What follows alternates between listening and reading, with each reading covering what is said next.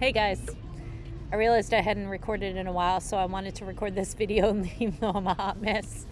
So as always, this is for entertainment purposes only. Take what you need and leave the rest for someone else. So to continue on with the story, after experiencing my rock bottom, I realized that I needed to take a hard look at myself, and I realized that I was the one who was not living the life that I wanted to live. And the only one who was responsible for that was me. I made tons of mistakes and poor decisions and realized I had some growing to do. I gave myself grace and forgiveness for my past and started to take ownership of my future. I vowed to do better, to be better, and it was way overdue to take a hard look at myself and create exactly what I wanted in my daily life and what I wanted it to be.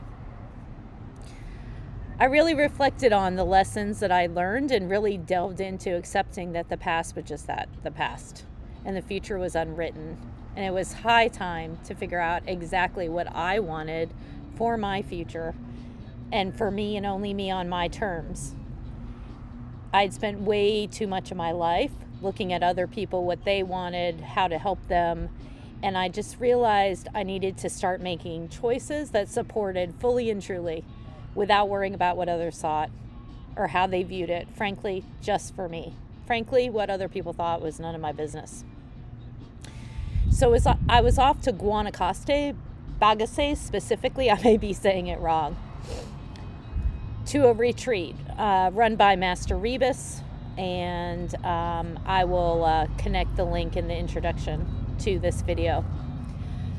When I got there, it just took my breath away when I arrived. It was stunning. It was a stunning location, great cabins, and they were super comfortable. I say cabins, but really it just felt like little cabinas, as was usual in Costa Rica. Plenty of room, but super, super comfortable. I started with my introduction to the two masters, and they started me off with meditation. I'll be honest with you, I'm not going to talk a lot about meditation because I've talked about it in other videos. They taught me a lot about meditation. This was the beginning of the foundation of understanding there's active meditation and inactive meditation, and how do you really sit with yourself. And I can't tell you enough how much the time spent meditating at this retreat was super helpful. They started also with their retreat around mindful eating, gratitude before everything you eat, thanking the water for quenching your thirst, thanking the plants for providing you sustenance, etc., etc. Master Rebis asked me to take that concept throughout the retreat. I promised to share with you how I always felt. Let me tell you how thrilled I was at the time that I just couldn't glug the water down when I was thirsty, and instead sip it and be grateful every single time that I took a sip. I told you I was going to be authentic through this, and I was on full-on brat mode in this situation. The staff at the resort was amazing, and I was told that they'd cook you anything you wanted. So that was fantastic. As part of the discussion about mindful eating, Master Rebis said, no smoking, no coffee, any kind of nicotine or caffeine essentially blocks the energy flow. And I don't want to put words in his mouth, but energy flow through your chakras, your solar plexus chakra specifically, which is located in your stomach area. It's responsible for your confidence, your self-esteem, as well as helping you feel control, etc., etc. Just a side note, as I'm sharing these concepts, it's through Shelley's lens. These things were several months ago, and so I'm going to do my best to give you Shelley's lens and Shelley's takeaway. By no means am I saying I'm an expert. By no means am I, I'm sure I'll screw up the context on something, so I don't want to speak for Master Rebis. So I just wanted to make that disclaimer. So honestly, I had just gotten out of a crappy experience, and I was on this journey, and coffee is something that I really like. And so just if to fully admit the situation, literally the staff, the amazing staff there, I get to know them. I can't speak Spanish very well. They only spoke Spanish. I made friends with them, and they used to sneak me coffee and cigarettes, even though I knew Master Rebis could actually read it on me. I was a terrible student. I'll fully admit that. During one of the meditations that I had mentioned, I just got up midstream. Ants were biting me. Master Rebis and Astaro were literally meditating. Nothing was bothering them. And there were little red ants just climbing all the way up and down my feet, biting me. And it was terrible. And so I was trying not to interrupt the meditation for everyone, but I just couldn't stand it anymore. And so I got up. And I literally, this was after, 5 hours of meditation on the first day. I'm not sure how long it was.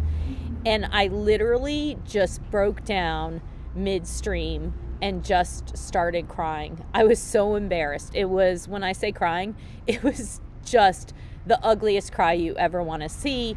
It was kind of 3/4 of the way through the day.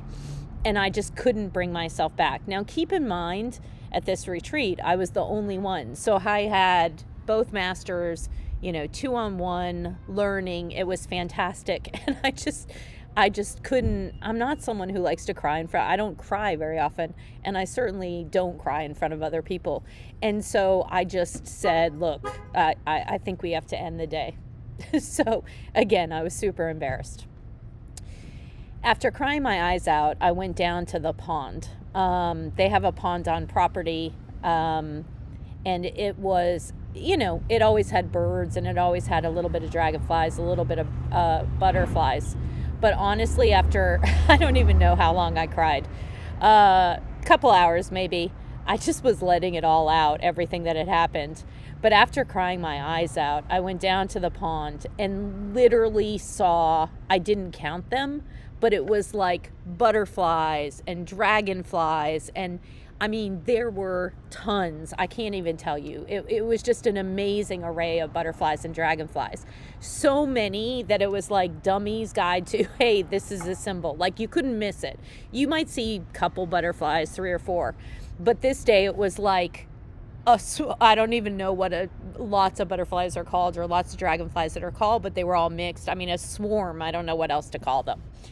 So obviously I needed to look up the symbolism later, because there were never that many, and it was pretty hard to ignore. And so what was super interesting is they meant transformation and hope and change and self-realization, which candidly was super after such a day and being a hot mess and embarrassing myself. And I mean, the masters didn't care.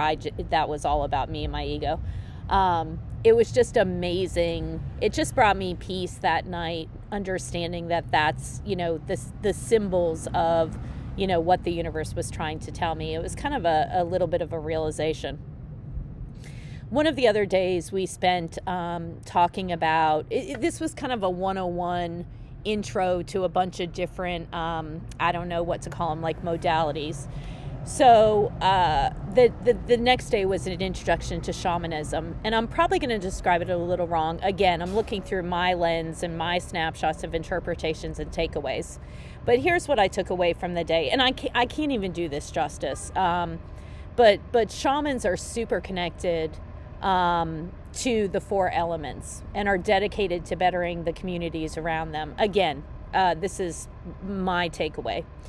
We talked about the philosophy that how everyone in the community has talents and values that they bring, how shamans work to leverage those talents and help to develop them, no matter what they are, for the betterment of the whole community. So from my understanding in shamanism, there's no good and evil. Everything has its place. Everyone has its use. Dark and light, if we want to term it that way, in proverbial terms, are both super useful. Think of someone who, as an example, someone who is super materialistic. Again, not good, not bad. That person will be utilized in the community to teach other people fiscal discipline, for example. Someone who doesn't worry about money, but worries about kind of helping people all the time at their detriment will be balanced off by someone materialistic. I'm doing a terrible job of explaining this, but you get the gist, hopefully. We also talked about, in shamanism, the brain being full of kind of biases from what you've gone through in life, for lack of a better way of saying it, and listening through the lens of your head, coming from a place of ego. So from all the things that you've experienced from a family perspective or from a societal perspective, or whatever the lens is, where you grew up, what you were surrounded by, what you know, all of that is kind of in the brain, and it comes from a place of ego. And so everything that you're hearing and processing and experiencing is going through that said perspective. So as I started learning how to move beyond, as Master Rebis told me, he liked to tease me, my monkey brain. I mean, here's the thing. My brain goes 24/7. And I was always in my head, no matter if people knew it or not.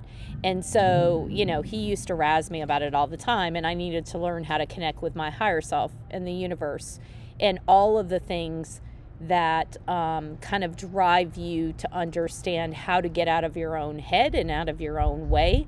And some of the things, and again, I'm not going to list them all, but some of the things that help with that is labeled as ecstasy, right? So joy. So things like meditation or music or dancing or whatever brings you ecstasy.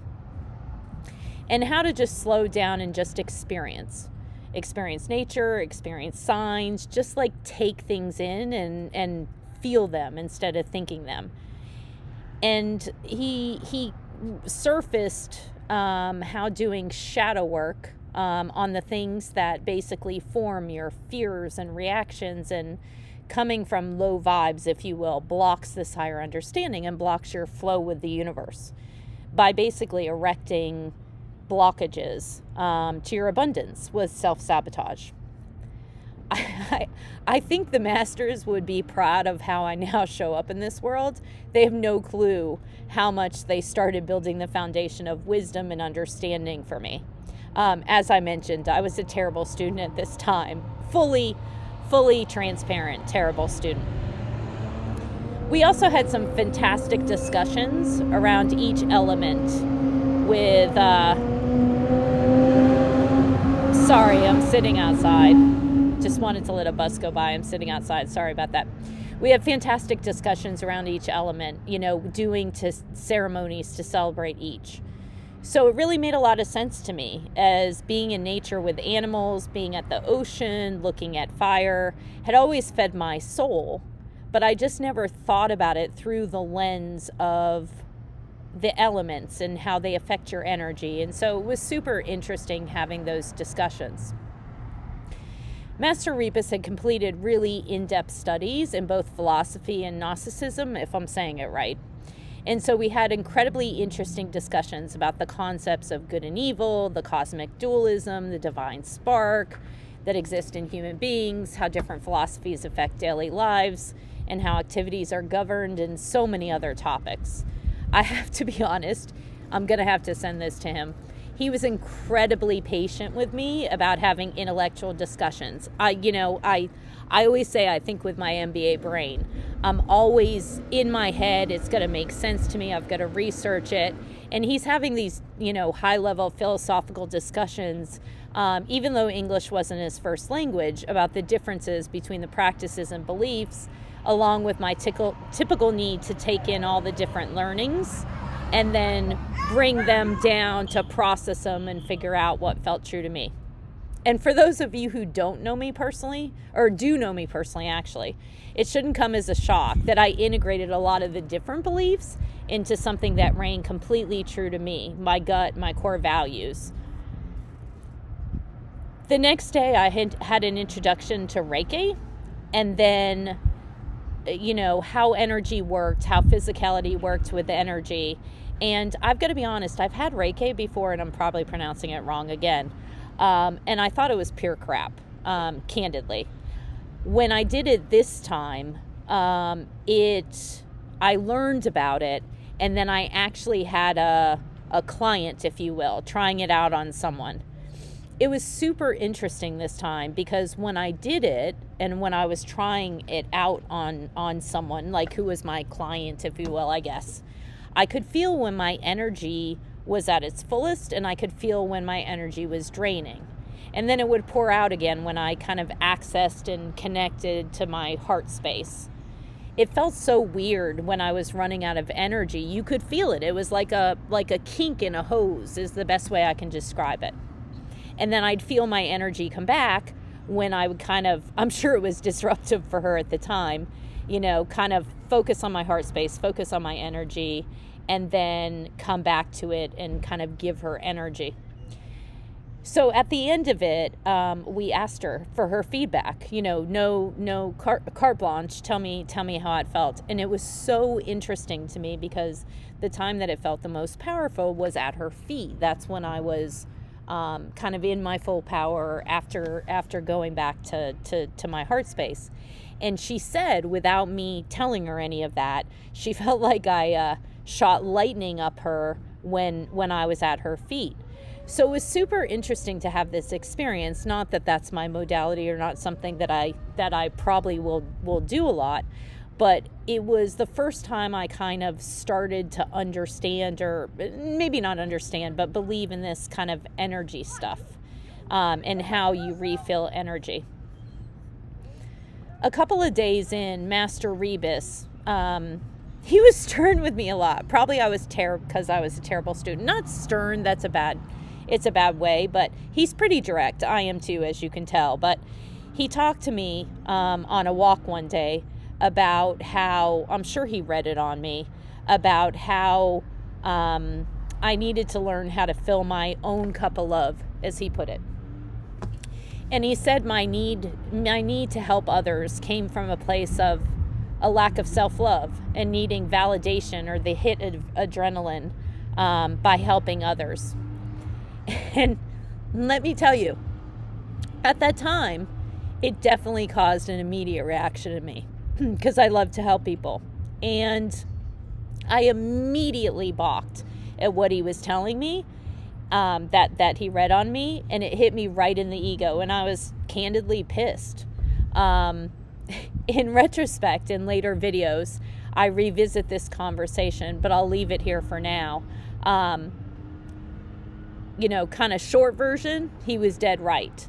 But at the time, it was something that was just kind of like a slap in the face.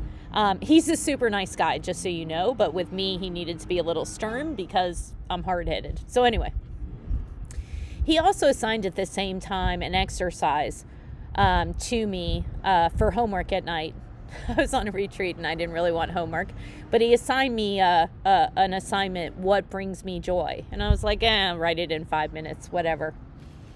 And I really, I took it seriously and sat down, and I've got to tell you, at that time, it literally stunned me that I couldn't answer it. Because as I started to sort through all the answers of what brings me joy, it literally was helping other people. Some nuances to it, but I like adventures and I like different things. But honestly, it was super, super hard. And I was stunned because I'm someone who's a happy person. I'm someone who, does a lot of different things. And so, again, I'll revisit this topic in later videos. But I cannot tell you how grateful I am for him calling this, and also, filling my own cup of love out. Albeit, I understood both of them way later in the process. We also did yoga. So I had tried yoga before, like yoga all day. Well, we didn't really do all day, and I'll tell you why. I had tried yoga before, and when I tried yoga, I actually did, and again, I know this isn't probably a popular opinion, but I used to kickbox, and then I do yoga to cool down. And so for me, yoga's super hard because probably the monkey brain, but honestly, it's not something that's kind of my thing, if you will. And so we had a whole day of yoga. And again, I was trying to be patient. Again, you see a theme with my worst student ever. I did about 5 hours of yoga, and then I was just like, all right, enough. We're not doing any more yoga. And he was super patient with me, and he's like, well, let's try it this way. And I'm like, no, done with yoga. Like, let's have a philosophical discussion because I've had enough of yoga for today. So he was super patient with me when I was done with yoga. I'll talk about it later, but I've tried aerial yoga since, and that's a blast. So apparently aerial yoga is my thing, if any yoga. We also tried astral travel through meditation. I'll talk about it a little bit more in the later videos, but it is fantastic. I can't even describe how cool it is. Again, I want to do it its justice, and so I'll talk about it later in the videos, but the short version is the other master, well, both of them actually, teaching me. I think they never admitted this candidly, but I think they let me see what they were seeing. Sorry, I almost knocked over my wine. And honestly, it was pretty incredible. As I looked at the trees, I could literally see lines of energy of the trees communicating. I could see symbols. I mean, again, I'll address astral travel later, but I just can't even describe what a great experience astral travel is. There's so many people who have helped me through this journey, and I'll talk about them throughout it, but that I'm grateful for. But these two masters are among the top. To be honest, there is so much learning that occurred over those few days that there's no way I can possibly describe it enough to do it justice. It was just an incredible experience. A quick 101 on so many topics across the spectrum of spirituality. I literally think, I'll have to ask them someday, that I was probably their most difficult student ever. And they taught me with so much patience and grace and wisdom that I'll always be grateful to them for the wisdom and the time that they share with me at the beginning of my healing journey. The couple of days went flying by, and I was sad to leave the learning an incredibly soul-feeding location. But I'll be honest, I was super happy not to have to hide my coffee drinking in the morning, because I know he could read it on me. So I felt like I was lying every morning, which doesn't sit right with me. Anyway, what I'm going to do is, as I mentioned before, is I'll leave the links to their retreats in the description box if you want to book one of them or get in touch with them. Seriously. They're amazing masters, and I'm sure all of you would be way better students than I would be. And if they were so gracious and I had so much learning as in the headspace that I was in then, I can't even imagine what someone would learn when they're not a terrible student at the time. I just can't express my gratitude enough. I'll return to one of their retreats again, and this time I vow to be a better student. Just a side note, they're also building an eco-village and searching for funding to help in the initiative, so get in touch with them if you're interested in hearing more. Again, you'll find the link down below. So until next time, have a great day.